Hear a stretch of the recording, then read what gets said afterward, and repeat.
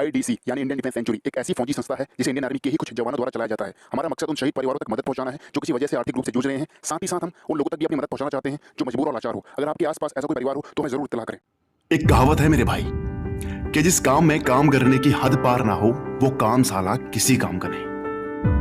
हद मतलब समझते हैं इस शब्द का? प्यार, मोहब्बत, भूख, प्यास, लड़की, दोस्ती, यहां तक के माँ के प्यार और बाप के साय तक को छोड़ के जब तुम अपने सपनों के पीछे भागते हो ना तो उसे कहते हैं हद पार करना। और आजकल एक सीधा सा रूल है कि इस कंपटीशन भरी दुनिया में जब तक तुम हद पार नहीं करोगे ना तब तक तुम्हें कुछ भी नहीं मिलने वाला। और वैसे भी ये इंडियन आर्मी की वर्दी है मेरे भाई। तुम चाहे कितनी भी बड़ी बाप की औलाद क्यों ना हो, ये वर्दी नहीं आने वाली तुम्हारे पास। अगर इसे पाना है तो जाना तुम्हें ही पड़ेगा इसके करीब। तुमने बॉलीवुड की मूवीज में एक डायलॉग जरूर सुना होगा कि बनना है तो काबिल बनो, सक्सेस झक मार के पीछे आएगी। क्यों? सुना है ना? लेकिन यहां यह फॉर्मूला काम नहीं करता मेरे भाई। यहां तुम्हें काबिल तो बनना ही पड़ेगा, लेकिन उसके साथ साथ अपनी काबिलियत साबित भी करनी पड़ेगी। क्योंकि ये कोई 8 से 4 वाली नौकरी नहीं है मेरे भाई जिसमें बड़ी बड़ी कंपनीज खुद नौकरी का ऑफर लेके तुम्हारे पास आती हैं, बल्कि ये तो जिंदगी जीने का एक शानदार मौका है जिस मौके को तुम्हें दोनों हाथों से पकड़ना होगा। क्योंकि ऐसा करने से भले ही तुम्हें बाकी नौकरियों जितने पैसे ना मिले, लेकिन हाँ, अपने बच्चों और घर वालों की नजरों में अपने लिए बहुत सा प्यार और इज्जत जरूर मिलेगी।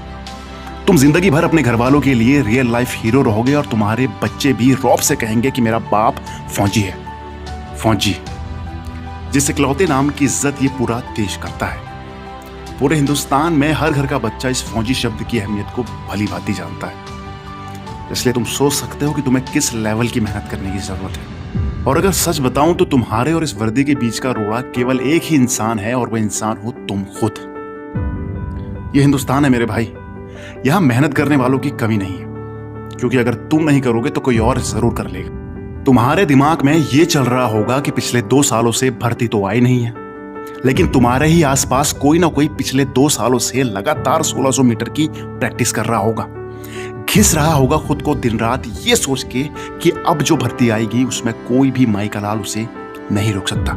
और इस पूरे हिंदुस्तान में ऐसा एक नहीं बल्कि हजारों मिलेंगे तुम्हें जो लगातार पिछले 2 सालों से लगे हुए हैं। और सच कहूं तो वही बंदे इस वर्दी के असली हकदार भी हैं।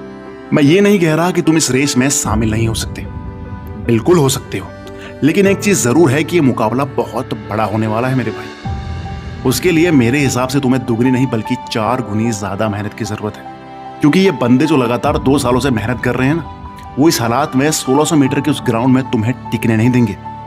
अगर उनसे टक्कर लेनी है तो उनके जितनी मेहनत भी करनी होगी।